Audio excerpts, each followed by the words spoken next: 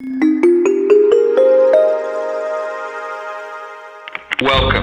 You're tuned into Life is a Sacred Journey. Every week, we bring a new perspective to aging and caregiving. Here is your host, Micheal Pope. Good morning, good afternoon, and good evening, wherever you are in the virtual neighborhood of Life is a Sacred Journey. I am always so excited to be with you. It is my honor this morning to have Megan Logan back. She is an incredible Lcsw out of the Florida area, and she's been on Life is a Sacred Journey in the past, and she's coming on. She's going to join us soon. Hey, Megan. Hello, how are you? It's so good to see you. I know, it's been a while. It's been a while. A lot happens in a couple of years, doesn't it? This is true. A lot happens. Well, I was just telling everyone that you were joining us this morning. I wasn't sure how things are happening for you because I believe you're in the Florida area. Is that correct? I am. I'm in actually the northeast part of Florida, so we were not nearly hit as badly. I don't even think we lost power for very long, so we were really fortunate. But I know the southwest part of the state was not so lucky. So yeah. So our thoughts go out to those individuals. I know I have a good friend down in that area, Michael Beck, that works with the Fresh Expressions movement in the United Methodist Church, and you know, he was just saying the devastation and the loss of lives is a big deal. And everybody's just kind of scrambling, coming together, doing what we do in tragedy and trying to really make it work. So I'm a bleeding heart. I walk around, you know, just feeling other people. So I lift those individuals up. But Megan, I can't tell you how great it is to see you and to have you back on Life is a Sacred Journey. I have given away the Self-Love book to lots of women, including young women, because I realized that what a hard time this is for young women and older women and women. And I've been doing a lot of women's retreats for women in faith, which is a part of the United Methodist Church. Don't have to be a United Methodist to be a part of it, but it's a group of women. And they were just so on fire with the way that the book is written and the way that you can write in it. I have mine and I've written in it in pencil many, many times and gone back and actually erase some things because I've grown, you know, and changed. And so I hope everybody out there, it's called the Self-Love Workbook for women, but we also have a new book that I'm waiting. Amazon has not sent me mine yet. It's Be Kind to Yourself, which is a 52-week workbook to nurture your beautiful self. Oh, I love that. Megan Logan, let me tell you a little bit about Megan, because I know you know Life is a Sacred Journey family because you've been a part of the circle, and I talk about Megan a lot, because I stalk her online in a good way, not in a bad way, in a good way. I'm not that kind of stalker. I'm a love stalker. But she's encouraging on her blogs. She teaches in a way that helps individuals to find their own answer. You know, like my daughter used to tell me, Mommy, don't give me the answer, but guide me. And so she's really phenomenal at that. She also has her own private practice in St. Augustine, Florida, where she serves as a Lcsw, supporting families, supporting individuals, and anorexia, bulimia, grief. You know, I mean, when we talk about women, anorexia, bulimia, grief, self-doubt, self-hatred. Many of you know I started my womanhood journey after I was no longer in my parents' home. Even though they taught me to love myself, the world taught me to hate myself, and I did a really good job at it. Learned, changed, but I'm 65 now. So it took me a long time to get to this place where people think that I just walk out into the world this way. No. I got scars on my knees. That's why I wear midi, I think they call it, maxis to the ankle, midis over the knee. I wear all my stuff over the knee because I got scars on my knee. You show your scars to the world. I should show my You scars. don't need to hide That's why them. I needed my Megan back. So Megan Logan has more than 20 years of counseling experience in a variety of mental health settings, including domestic violence, sexual assault centers, and eating disorder programs, as we talked about. She also participates and involves herself in a local hospice program, and she has enjoyed her private practice. She specializes in trauma, abuse, eating, grief, loss. She's a mommy. She's a community person. She is, she says, a daughter of God is what she said. And I love that because me too.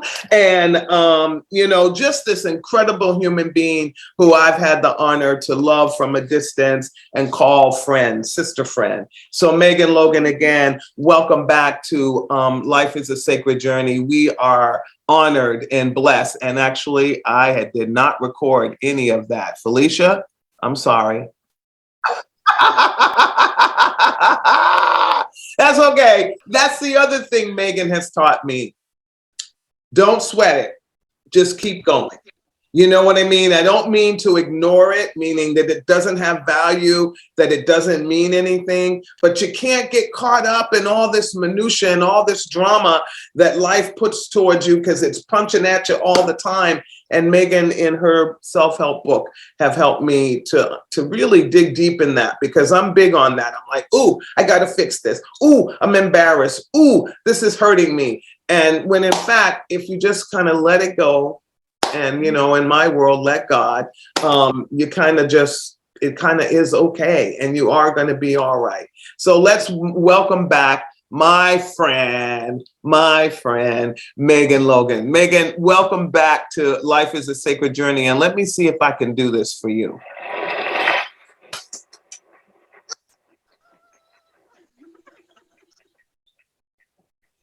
A round of applause for my dear friend. It's good to see you, Megan. So a lot has been happening in our world, a lot, right? We are living in this time. I'm changing my full screen. We're living in this time. I know recently here we had a family, a person dealing with mental health that, went in and hurt a family and actually murdered this family. And we get angry, but mental health coming out of this pandemic is really something that for the first time, I think as a country, we are really paying attention to in a bigger way. Am I wrong about that? And is it only because now the stories are being told, or are we just recognizing that just living day to day really taps into our emotional intelligence and integrity and just how we navigate? So bring us up to speed on what you're seeing and what you're experiencing from your, and then we'll talk a little bit more about the new book. Yeah, I think definitely the pandemic has opened eyes a lot towards mental health, and we all collectively struggled to deal with things. So people that have never really had to deal with maybe feeling isolated or alone or anxiety got a taste of what that feels like for people who do struggle more clinically with mental health issues. And so I think it just brought up a lot more awareness, and it's a wonderful thing to have that awareness so that then we can address the things that need to be addressed. There's more sensitivity, there's more talking about these kinds of things without having the stigma and the shame associated with it. And so that's a big way in starting to make changes. And I love, you said stigma, and I know stigma around mental health, saying I'm depressed, saying I'm going to counseling, is one thing in the bigger community, but it also women. I read that women don't go to counseling because they many times are the center of their family or whatever is happening, and they just feel they have to keep being strong until it blows up, either in health issues, again, bulimia, insomnia, all these things that are physical, but they start here and they start here. So, and that's something that I think has happened too, because a lot of of women have found themselves during this pandemic taking on major loads that were bigger than what was happening even before the pandemic. Is that my assumption, or is that true? I think that there's a lot more added stress, and things just pile up, and women tend to internalize a lot of things, and don't necessarily have the opportunities to, especially with the pandemic, limited opportunities to be able to get support or be able to express how they're feeling and work through some of those things. And I think too, this whole stigma, it really is something, so collectively it's there, but it's also within certain populations or certain cultural groups or backgrounds. There can be, even more of a closed door to getting mental health treatment. There can be even more stigma with that.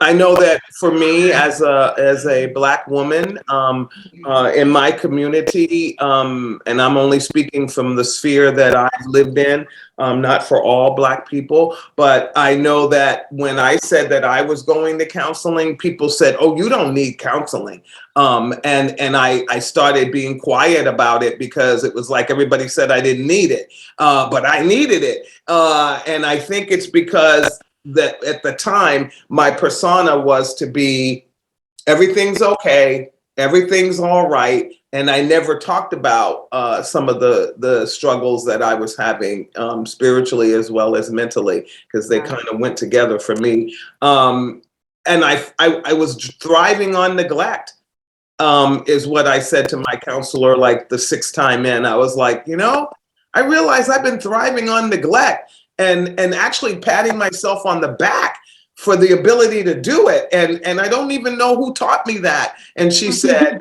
look out the window. And I looked out the window. She said, the world taught you that.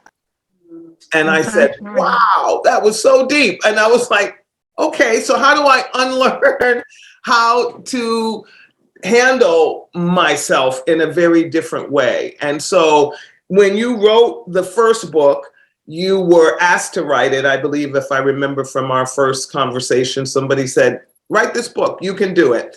And you decided that it needed to be a workbook, and you're staying with that format. Can you tell me why, or tell us why?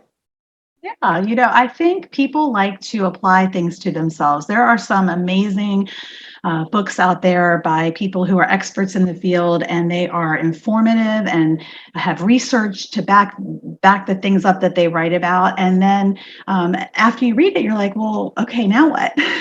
How do I apply this to myself? And so I think workbooks give an opportunity to really self-reflect and apply some of that awesome, amazing information in our own personal lives. And I think we all are kind of at this place in time in the world focused on ourselves, on our own journeys, our growing and learning and evolving. And so for me, writing a workbook is just natural. It's what I do all day long, is by asking the questions to get people to be thinking about things and to come up with their own solutions or their own wisdom. So rather than me telling somebody what they should think or how they should feel or what they should believe, it's so much more powerful to go through that process yourself, and it makes it a personalized journey. Mm-hmm. So I think that's a really powerful way to do it. And then you can, like I said earlier in the beginning of our conversation, you can write in it, and there's something about being tactile with something that it sticks to. It's for me, I'm very tactile, visual, tactile. I'm a child of the 50s. That's how we learned. That's how they taught us. And so I'm very much that way. But then I can go back and look at it. And that's also very cool, because in retrospect, I'll look back and go, whoa, what was I feeling the day that I read that chapter? Or what was going on? And it also helps to self-reflect, which I think is very, very important. And I can see that you had that in mind too. It's one thing to read and to think about things in your head and marinate on things and analyze stuff. It's another thing to speak it out loud and have it witnessed among other people, whether that's a counselor, whether that's your support system. And it's a whole nother level to be able to actually write it down and see it and have it preserved, I guess, in time, in that moment in time. Yeah, and this book, the first book, has been very successful, and so congratulations to you on that. Yeah. I am so thankful that that is happening for you, because it's one thing to dream something, but then to implement it and do it and then see the impact on people's lives. I thank you, Megan, so much for taking, because I know it's not easy to write a book. I've been writing a book for 5 years, and then life just kind of gets in the way, and Yeah. I don't have the tenacity of spirit around the book, and I'm going to put it out there. It's the real deal. Yeah. It's hard. That first book I wrote in a month, and I was working full time. And the second book I wrote last January, my part of it, and then we, lay it out and do the design. And there's a team doing that. I'm writing another book right now with a childhood friend of mine on PTSD for combat veterans, and that one's taking a little longer because we're self-publishing and we are having to do it all ourselves. And so it's been about 5 months. That's exactly where I am. Carolyn Brent, who you've seen on Life is a Sacred Journey, is helping me. But it's good to have somebody to push me. She's like pushing me. I at least have the titles of all the chapters, so I've done that much. Great. Good starting place. So That's where I start. That's the part. So tell us about Be Kind to Yourself. That's the newest book that is out and still joyful. I love the way, I don't know if you do it or if the publishing company does it, but I love the format. I love the colors. I love the happy, because it's happy before you even open it. But Be Kind to Yourself is a little bit different. This is more, from what I haven't gotten mine yet, but from the reviews and everything that I've looked at, this is going even more deeper into yourself. Like, this year I turned 65, Megan, and all of a sudden ageism has, even though I've always fought ageism, because I believe we sometimes even treat young people inappropriately because of their age. We think they have no wisdom and knowledge to share, and that's not true. But for the first time in my life, and I think it's only because I told someone that my age, ageism. People have said things to me like, when are you going to retire? Aren't you getting tired yet? And I'm like, oh my God. No, I mean, maybe I should be, but I'm not. And to keep, it's weird. And so you really have to love yourself to overcome some of these, and people they weren't being mean, but to overcome these life forces that, if you don't love yourself, I mean, I don't know what I would think. I have no idea how I would have reacted to that, other than to say, are you nuts? Do I look like I'm ready to retire? Do I feel like a person that should be retiring? Are you trying to tell me something? Was the next thing I said. And the person was like, wow, I just said it because most people do retire at 65. I'm like, in 2022? I don't think so. Yeah. So talk about how being kind to yourself and loving yourself helps you to overcome not what people are being mean, because this person wasn't being mean. They're just also victimized by this construct of whatever we age, color, that, we're all victims. Yeah. So how does this book help us to go deeper? Well, so I actually have a copy. Yay! That's Be Kind to Yourself, and this is the Self-Love Workbook, and they're beautiful.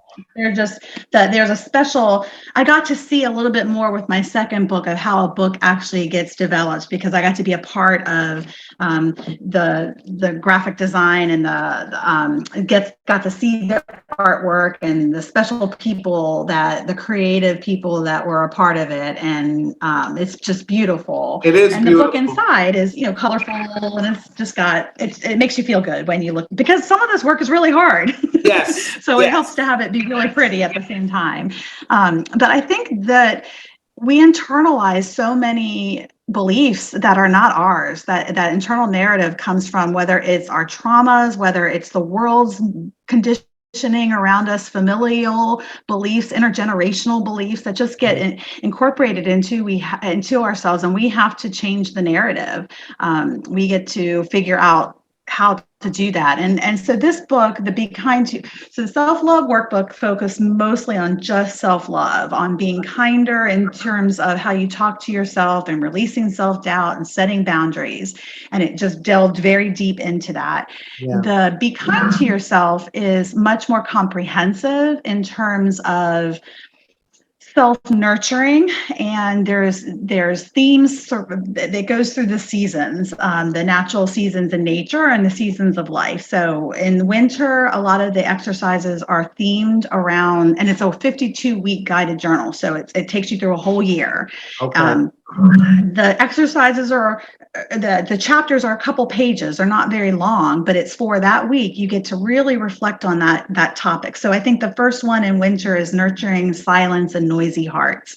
And the idea is really learning to calm your inner critic and be quiet and listen in solitude. So winter is all about hibernation and rest, and spring is about creativity and rebirthing, and summer is about being fully present in the moment. Fall is about letting go and grief. So it attacks self-nurturing from a mind, body, spirit, the world around us, our relationships. So for many different, it's almost like I think of a gemstone. It's just got so many different, or a prism, so many different angles that the chapters kind of scratch the surface and get you thinking. And then I think there's like over 100 exercises in the book, but it's from lots of different angles. I like that idea of, I noticed that it was a 52-week book, and I ordered a lot of them because it's going to be, for those of you that get it, it's going to be your Christmas present. Oh, it makes a wonderful gift. Because I also would love to see women create groups where they do it together even, because the one thing that I'm finding is I'm now creating what I call my sisterhood group. And it's not the same group that I grew up with. It has one or two of those members, but not a whole lot. But these are people that have been in my life throughout my transition from divorce. And so it's a little easier to be authentic with them because they've seen me in my dirty, I mean, whatever that means to me. It means divorce. It means being broke. Yeah, broken, just broken, all the way broken. And they've been a part of the transformation. So I was thinking this would be a great way for us to do something together. And then at the end of the year, really celebrate having done this activity together. And it doesn't mean judgment. It doesn't mean, Megan, right? It doesn't mean judgment when we do these things. We're just saying we can all become a better self. Yeah, it's about being authentic and real and honest and just truly growing into the best version of ourselves. And so that means getting in there and looking at some of the things that maybe we don't like about ourselves, or things that we self-sabotage, or defenses that we have in place that keep us from being able to move forward. So, and doing that to support others is when you share and you're being vulnerable, that's where true intimacy and connection and relationships happen. So doing it in a workbook's a way of having that soul tribe or your family there to nurture and bathe yourself. Everybody's being vulnerable, and so it feels safe. And I think in the beginning chapter, I have a group guide in the back of the book, so it tells you what to. Okay, good. Yeah, things to consider if you're going to be doing a group. Just some different little tips and that kind of thing about formatting. Okay. And then in the beginning, it has a checklist. So you can actually I love that. Come on, Amazon, give me my book. And so when you do it, you can start in the season you're in, or you can start at chapter 1, or you can just do a couple exercises as a group from each season. It's so flexible to be used in any way. And that's what makes it, I think, really applies to so many different groups of people. that might be And using and it. as I said, I have used the first book quite extensively. Thank you so much. Meaning your concepts, your ideas, giving you also credit and letting people know, go buy it if you're interested to go deeper. And they have, and it was really incredible because this was a group of women of all different ages. I was the leader of the women's group, but I was the only Black person in the space. And so it was also interesting having the book and where I stood as the leader of all of this emotion. I was just like, Megan, thank you. Because I walked into this experience kind of a little weary, like, okay, what's going to happen here? And are they going to accept me? But then because of my counseling, the book, and because I really love your book, the first book, I can't wait to delve into the other. I was able to say, you know what, Micheal, just do your best. You bring your best self to this and bring Megan. Bring Megan with you and all the stuff that you've learned from mindfulness and all of this.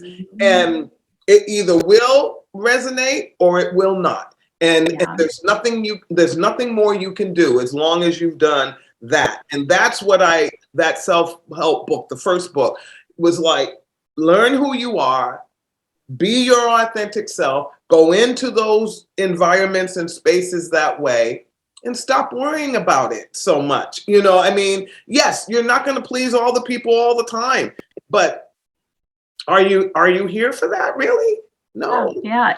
That's a huge counseling concept that we have. It's called use of self in social work.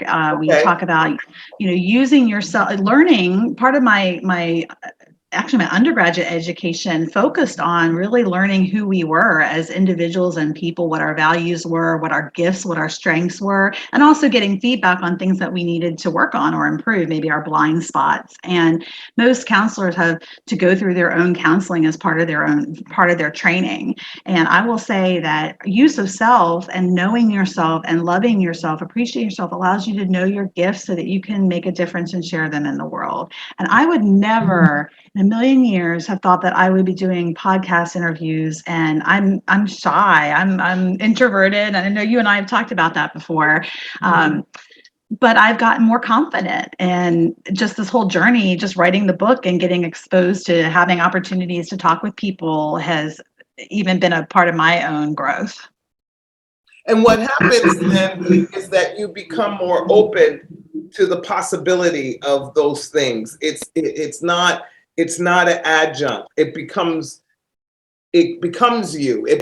It's a part of who you are, and you learn.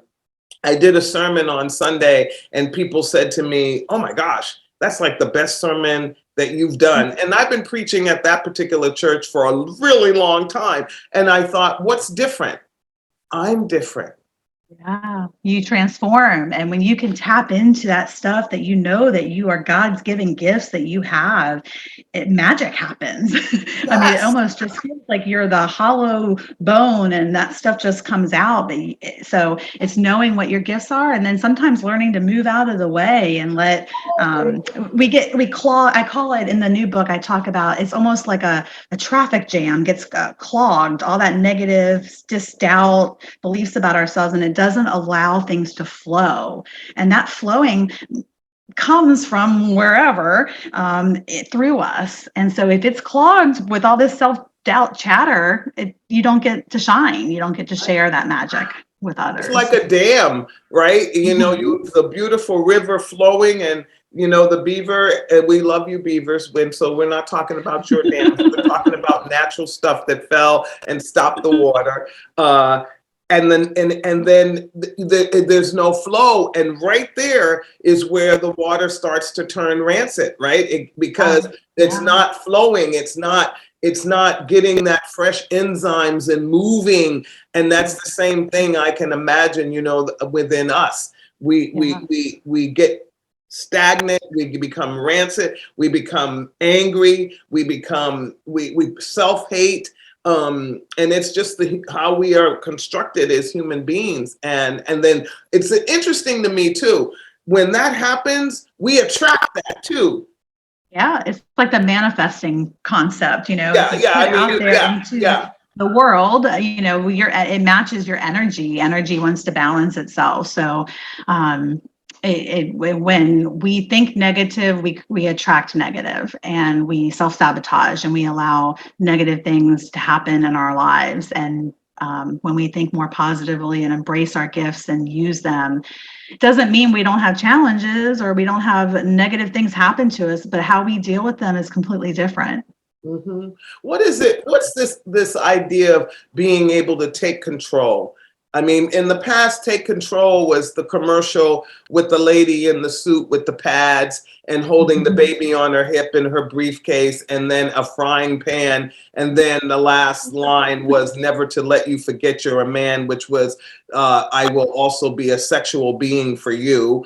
Yeah. And that was what we were taught, was taking control of our womanhood.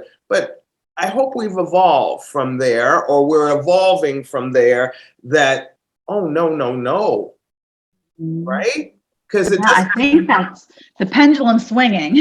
In order to get to this place, we came from here and tried to go over here to correct things by taking on doing it all. And now there's this embracing this even feminine energy in terms of being able to hold space and to be able. There's, you know, I think of masculine and feminine energy as being complementary, Yeah. and we all have that within us, but there needs to be a balance. That's the key there. Is finding that way of balancing, taking action and doing things, and holding space and listening, and kind of using those two things together, but within a balanced. And that There's certain. balance is so important. When you get off Yeah. balance is when you're not able, and you begin to have anxiety and depression, and I think that's when I ask my the most why questions, when I'm off Yeah. balance. Why this? Why that? I'm not able to go with the flow as much, and so that balance is important also for trajectory into this new space of being, whatever that may be. And fear, Megan, talk a little bit about fear. I mean, we're afraid, aren't we, a little bit? Yeah, I think that's a huge component to a lot of things. Fear is paralyzes us, and there's so many different kinds of fear. Fear for our personal safety. If you've had trauma in your background, that fear is kind of deposited in your brain in terms of memories, and so your brain doesn't differentiate between a real or a perceived threat. That hijacks us sometimes in our moments of, oh, I'm somebody's not going to like me, and then what does that mean? It means I'm not good enough, and then that core fear of being the shame of not being worthy or good enough. So fear can come from all different experiences that we've had in life. And I think a core underneath of it, when you peel back the layers of fear, a lot of times it's not being good enough, not being safe, not mattering. Even with traumas, when I think of people I've worked with, sexual assault or different kinds of trauma, the part that's traumatic obviously is the physical or emotional things that are being done to somebody, the victimization that happens, but it's the you don't matter part that is such a hard thing to unwind and heal from. Yeah. So being afraid just keeps us stuck. The individual that we're talking about rape and physical abuse or mental abuse of a woman, and it stays with you, and it makes you feel like you brought this to you, because that also has been a messaging since, wow, long time, around the victimization of women, and finding that space where you don't feel victimized is hard sometimes. It it paralyzes us, and we stay there because we keep getting reminded of it in other spaces, and we go back. And I call it the rewind button. You know, I hit my rewind button the other day inadvertently, and I didn't mean to, but I did, because of you know, I was in a space. I think I was tired, stuff was going on for me, and all of a sudden somebody said something, and I was right back in my marriage. I've been divorced for over 20 something years, and it was like, whoa, where did you go, Micheal? But I did, because whatever it was that the person said or did, I can't even tell you what it was now.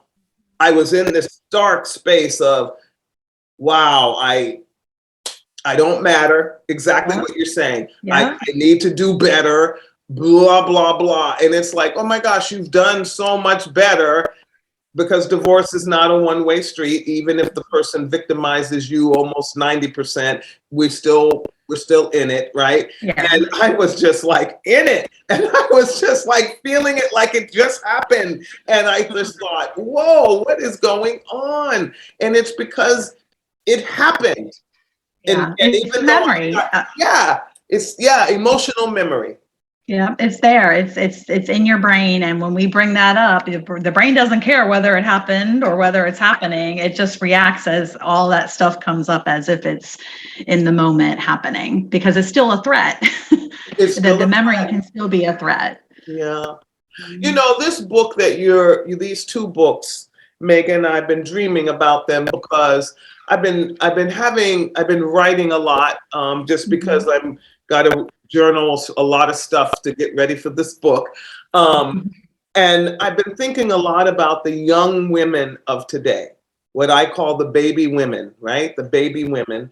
And how in high school, I'm noticing, because I'm working and hearing and learning from these young women, but boy, the self-loathing is so intense that it is fueling the bullying and the online stuff that is so vile, but they're so caught up in it. And I'm trying to figure out, how do we begin to heal these little baby women? Because by the time they're 30, if they keep in this trajectory, oh my goodness, I can't imagine. Yeah. I can't imagine. I really can't. I mean, because I had a good childhood, and I you know, everything was copacetic until I got to my 20s and got out on the world on my own. And then I started experimenting and doing things and being involved with things. And so I started taking on personas that were not my own. But we're talking about little baby women that aren't even in the world yet, truly. And they're already hating themselves enough to hate another woman. And I don't know that space, because while we had bullies, not like that. Yeah, I think a huge piece of those kind of relational aggression, microaggressions that happens a lot of times with females. I see it happening with teenage boys too, but Okay. I think that girls are conditioned a little bit differently. And so it can be with the onset of with social media and the comparison trap, and bullies will bully when they're insecure. And so then they project that onto the person that they're bullying. So it really goes back to self-love. It goes back to their own feelings of inadequacy or not being worthy. You don't judge somebody unless you have that own, it's not even on your radar if you're good with things. If you love yourself, if you know your gifts and strengths. If I go to the beach and I'm worried about my body, I'm going to be judging other people in their bathing suits, whether they're thin or whether they're overweight. I'm going to be noticing it. Well, I'm okay with my body. So when I go to the beach, I'm playing in the sand and throwing the football or looking for shark's teeth or out in the water. I don't even notice that. So the judgment comes from our own negative belief about ourselves. And I think it's really sad. So I think social media comparing yourself, all of those kinds of things sets a lot of teenage girls up to feel unworthy because they're setting themselves up against an unrealistic thing. It looks like everybody's out having fun, maybe on a Friday based on their Instagram post, but there's a lot of people that are not posting that they're sitting at home by themselves, watching a movie with their family, but you feel like there's something wrong with you if you're doing that. And that's a really minor example. But it's a big one. It's a big one. How they want to be accepted and liked and fit in, and when there's insecurity, that's the quickest, fastest way to make someone feel bad about themselves. Exactly. Is to isolate them or ostracize them or make fun of them. Yeah. And also, you know, the messaging in your blogs and everything that you write and all of that is that to do your own self-work. However, you know, for me, it's self-help books, it's reading books, it's going to counseling, it's going watching. My big thing now, I've decided I love sunrises and sunsets. Me too, so, except I don't like mornings, so I don't. Yeah, well, you can do the sunsets.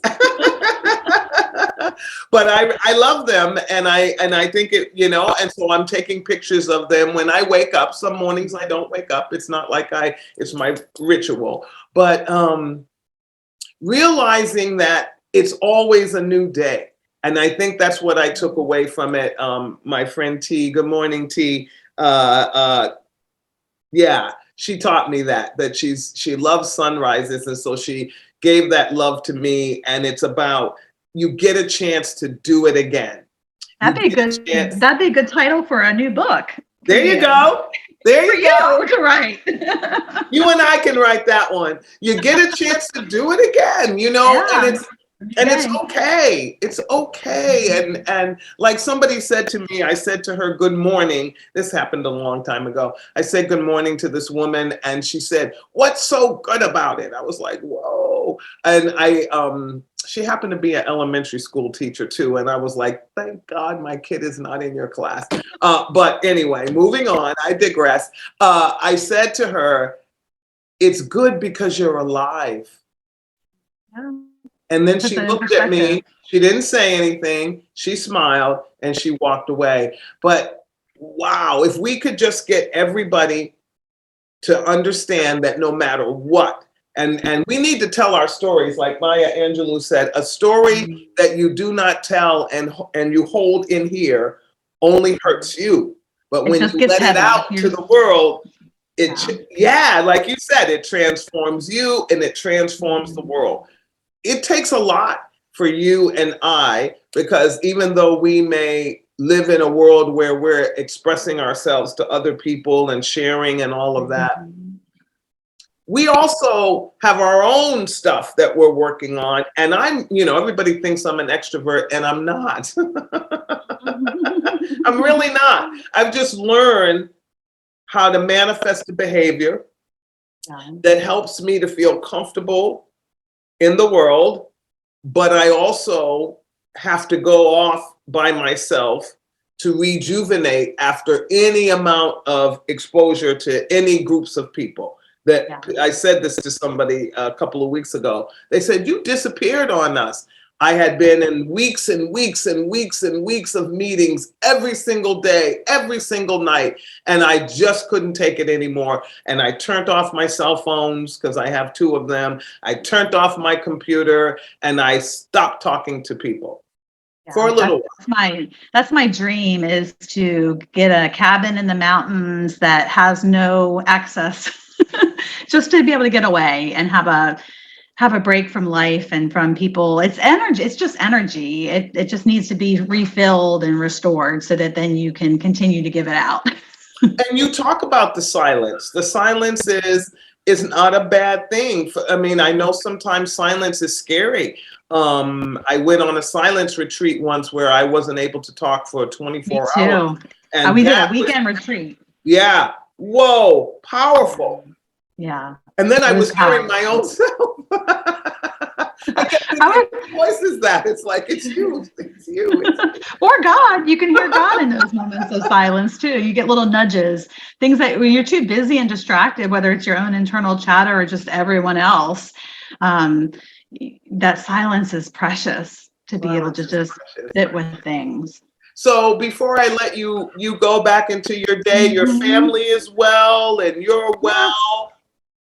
Yes, I have a 17-year-old and a 16-year-old, and so we are navigating the teen years, and it's been an interesting learning experience as a mom. You can So contact me anytime. you've been there, I'm done on the that. other side. I'm on the other Yep. side. I told somebody that last night. I was at a community event and she has a teenage daughter and I was just talking about how much I love my daughter and how important she is to my life and she's taught me so much. And she said, "Well, how old is she?" I said, "Well, she's 23. She'll be 24 in December." And she said, "Oh, I look forward to that day." And I said, "Just live through the moment. Keep Yep. telling her you love her. Keep telling her you're there for her and don't take it personal." Because Yep. the first couple of times I did, and I was like, "Girlfriend, I know you." Oh, yeah. And then I Yeah. learned it had nothing to do with me. It had everything to do with, growing into oneself and trying to do it away from a parenting supervision and all of those things. But there were many moments that I thought, "Whoa, what did I do? Did I like? Am I crazy? Like, do I have a split personality and I did something to her and I don't know I did it?" I was like, "Okay," but no. Yep. Yeah. That's just the journey that you go through, and I think that philosophy of it's not always, especially for people that tend to absorb and take responsibility for things that aren't theirs, to realize that other people, the way that they treat you is a reflection of what they're going through, Yeah. and not to absorb that, whether that's your children or some stranger you meet on the street. Exactly. So Megan, you only are able because you're licensed in Florida to do your counseling work in Florida. Is that Yes. correct? So yeah, you have to pretty much be licensed in the state where the client resides. So Okay. right now I'm only licensed in Florida. Okay. And I think there's probably ways that you can contact licensing boards in the states. So with COVID, they kind of Yeah, let they things kind close. of Yeah, open up, but I think yeah, they're pulling them back. yeah, yeah. But people can expose themselves to your blog. You have a ongoing I blog. have So tell I them don't how they can expose themselves to you if they're out of the area. But if you live in Florida, please get a hold of yeah Megan. Don't yeah suffer in silence and don't thrive on neglect. You don't need yeah to. Your life is so magnificently wonderful and it's waiting for you to open the door and the window to it. And it doesn't mean, like Megan said in the beginning, that it means everything's going to be hunky dory, but then you'll have the tools and you can skip over. I always say I skip over the rocks a little bit easier now. I don't yeah. slip and fall as much. Yeah, yeah, as much. And that's really, whether it's doing a book that's going to challenge you, or whether it's going into therapy, or whether it's meeting with a group of women in different capacities, there's always a way to be able to evolve and to grow and to do that. So I know I don't have an active blog, but I have an Instagram that I kind of go on occasionally, and post things, and not super active on social Mhm, media as much. mhm. And then I think I But have a you Facebook. have, I read something that it was an older blog that you had written on anxiety, I thought. I saw somewhere. Who Oh did I find? yeah, I think on my website I Oh, had okay. put a couple. Okay. I'm not. I'm writing books. I know you are. I know you are. So the books I'm are not as so good as important. Yeah. Yeah, I'm not as good as keeping up to date with doing weekly blogs or things like I that. But, couldn't do but it. there are a couple articles. I couldn't do it once a week either, or even once a Yeah, month. I just don't have yeah, the way bandwidth. So Be Kind to Yourself is out. It you can get it on Amazon. It is beautiful. It's a 52-week workbook that also has capacity for you to do it as a group. And I really suggest that you find 3 or 4 or 5 of your sister friends to come together and do it together so you can support each other through the tears. You can hug each other through the moments that you need hugs, even if it's a virtual hug and you do it on Zoom. yeah. So I think that's important. And then The other book that, again, Self-Love Workbook for Women, that book is amazing. And I'm going to tell you what I've done to it. I have one where I've ripped pages out of it. So it's been ripped apart, and I'll cut because it'll have a cute little something, and it's on my mirror, or it's something where Megan will ask you to, in the book, to respond to something, and I want to keep that on my heart and soul, so I put that on my mirror. So I'm going to tell you, if you're like me and you do all this stuff, buy 2 books. One that you can cut up and pull the pages out and do your thing with, and one that you can keep and read and use it as a resource. It is a great book, and it's a great gift. A great gift. Now get both of them. And if you have a young woman in your life, a niece, a daughter, a friend, give it to them. They're not too young. The Self-Love Workbook's translated, I think, into like 18 different languages. So even if you have international people that I met somebody from Portugal the other day, and I told them that you can get it. It's in Portuguese. So that's cool. I'm going to get more because I have international friends, and so who I love. And I want to make sure that we stay healthy. A part of life is constantly, just like this is my coffee, but like this morning, I already had my juice and my vitamins, and I did my yoga and my meditation. That's all health. That's to keep me healthy. And so but to read a book and to have a workbook that takes you through 52 weeks of just self-reflection and all of that is so amazing. And Megan Logan is an Lcsw, and she is put her work, her heart, her experience, her wisdom, and her vulnerability in the books. I mean, I've now encountered Megan in this format 2 times. But I think I know her. I feel her in the pages of her book. Like I can feel what she might have been experiencing, and I just am so thankful for her vulnerability to share it in a way that I think well. I always say that the books come from a collective. I have over 22 years of counseling experience and work full time, seeing 30 people a week. It comes from all of those people's stories and all of their vulnerabilities. My wisdom's not my wisdom. It's the wisdom of all the people that have shared their stories and their vulnerability and had the courage to do that, which allows me to then create exercises that other people can relate to. So I love that. So Self-Love Workbook for Women, and the other is Be Kind to Yourself. And Megan, lift them up again so people can see what they look like. And the Be Kind is not gender specific. So this is open to all. Okay, so Be Kind can go. Yeah, I mean, the Self-Love Workbook can too go for anyone. I think so. So yeah, those are the 2 books. And the Be Kind, there is a promotional offer. I think it ends tonight on my Instagram. If you go to my link where you get 20% off and free shipping. Okay. There's a code BetterDay20 for that. BetterDay20. We might be doing more and I also just encourage people to leave reviews. It's really helpful to have other people read about it and see whether the book's going to be helpful for them. Well, thank you for saying that. I don't know if I've left a review. I will do that.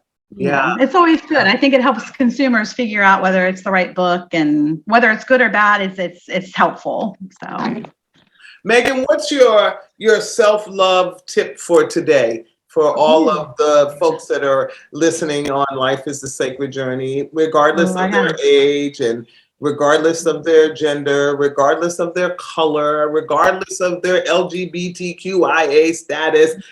What's the self-love message that you have for us? Let me think about that for a second. There's so many. Yeah, please. My self-love tip is that it does not happen by magic. You have to be intentional. You have to be intentional with practicing it and changing the narratives and taking the time to do exercises or activities or things that nurture your soul and make you happy. And it's not just going to happen by just wishing you had it. Yeah. Well, folks, that's it. That's a drop the mic moment. And before we sign off again, at the end of Life is a Sacred Journey every Friday, I say to those of you that are struggling, that are at wit's end, and you feel like you cannot go on, the Suicide National Hotline number is 988. Really cool. You can remember it now. But if that's not good enough, we have 1-800-273-8255. Both of them work. 988. And there's a texting one too, 741-741, which is helpful. Yes, so you can text to, actually, thank you, I'll add that. Yeah. But don't think you don't matter. There's somebody out there, they may be a stranger to you, and you will matter to them to the point that they will walk with you and help you to see that, yeah, this is a hard time, but that you deserve to make it through the other side. So please hold on. And I know I'm not there, Megan's not there, and it's easy for me to say from here. But I've been there where I thought that life was not worth living, and had somebody not said to me, "You are magnificently, wonderfully made," I might not be here today, but I am. And so can you. So I hope you have a wonderful weekend in the Life is a Sacred Journey family. I miss you, my family in Belgium. I cannot tell you how much I miss you. I've only been home for 2 weeks, but I feel like I need to be back there with you. Louie and Liv, thank you so much for letting me play and have fun with you. And Katerina and Fred, being a part of your wedding was the best thing that could have happened to me at this time in my life, because I came back a better person.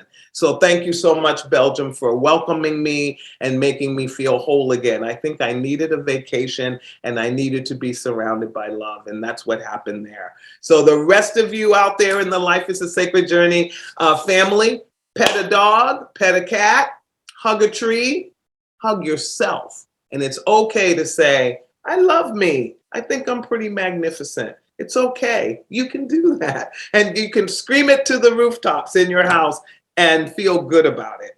All right. So have a good day. Megan, hold on a minute. Have a good day. Have a good weekend, friends. And we'll see you next week. Be well.